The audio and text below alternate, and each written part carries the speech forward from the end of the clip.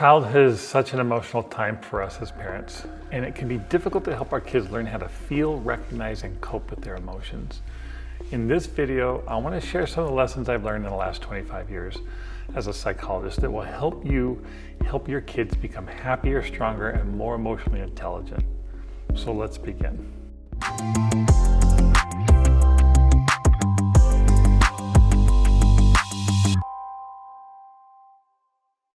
In my work as a psychologist over the last 25 years, I have worked with a wide variety of people, mostly kids, teenagers, and young adults. And I've worked with I've literally worked with thousands of kids over the years and families.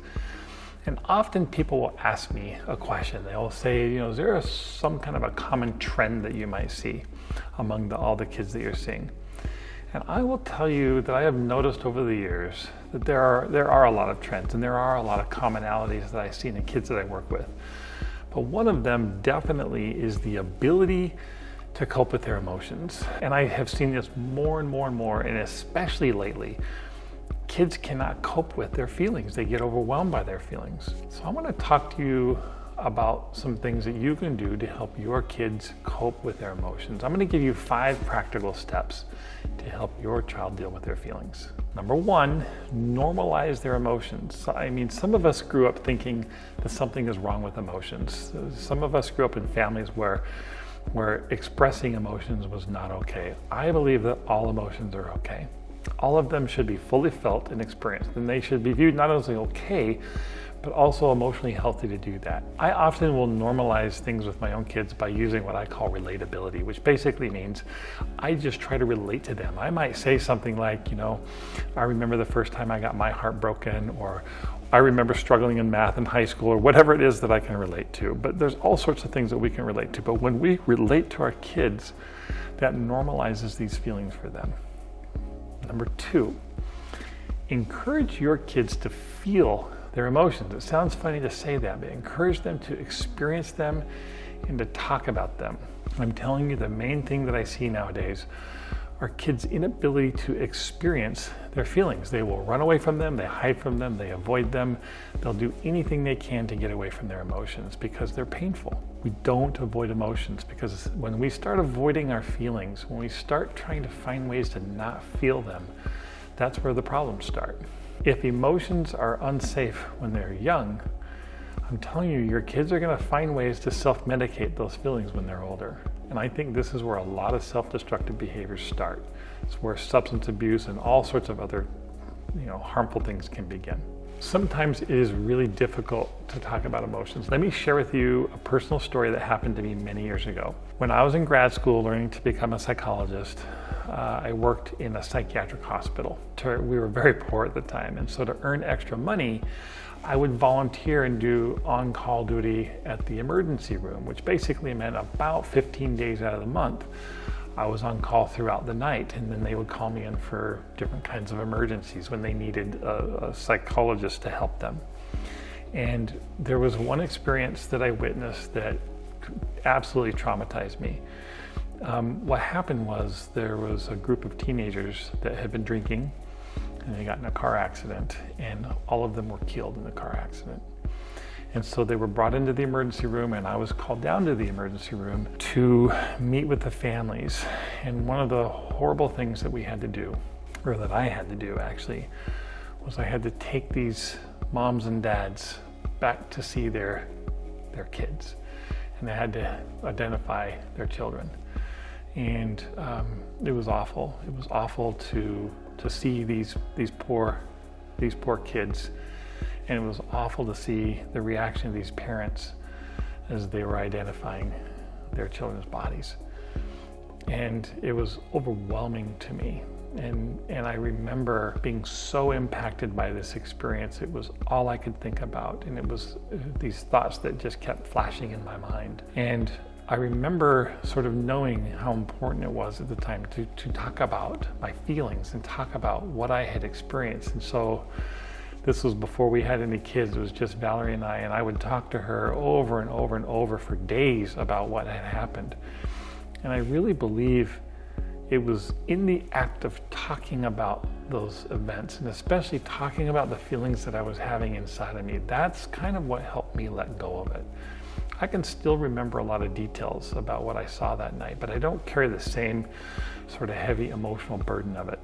Number 3, learn to be comfortable with your kids' emotions. But also you have to be clear to keep your emotions separate from their emotions. Their emotions are their emotions, they're not your emotions. And you have to be comfortable and okay with them having their own emotions. And sometimes this is really hard because we don't want our kids to suffer, and sometimes we might over-identify.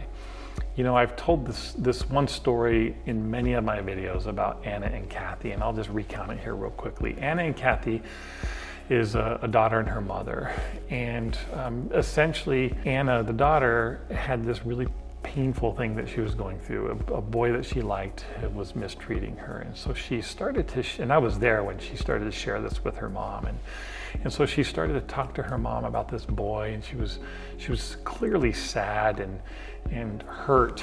And as she's sharing this experience with her mom, Kathy just jumps right in and starts telling her what to do, and was paying zero attention to her feelings. But she was uncomfortable with Anna's feelings. She wanted to fix them, and so she started giving her advice and started telling her how to handle this boy. And it kind of blew up on her. And I sat there and watched this in person, and it blew up because Anna wasn't looking for advice. Anna was looking to talk about her hurt, and she was probably really looking for empathy, right? And so what Kathy needed to do was to listen and be empathetic. And what she did do was give advice and try to manage, because she was so uncomfortable with Anna's feelings. So learn to be comfortable with your kids' feelings. So before we move on to the next points, I want to thank you so much for watching this video. Do you ever struggle to communicate with your kids or to discipline them effectively? None of us are given a manual when our kids are born with all the rules and steps that we need to take. We learn by trial and error, and this YouTube channel is all about using my system of correcting and connecting to build a strong, trusting, influential relationship with your kids. If that's the kind of thing you want to know more about, please like my video, subscribe to the channel, and share this with any friends that you think it would benefit. Now let's get back to the video. Key number 4, be empathetic. Don't be judgmental. Don't be harsh. Don't be critical. When kids share their feelings with you, that is gold for you. That means they trust you. So take care of that trust and don't ruin it with advice or judgment or criticism.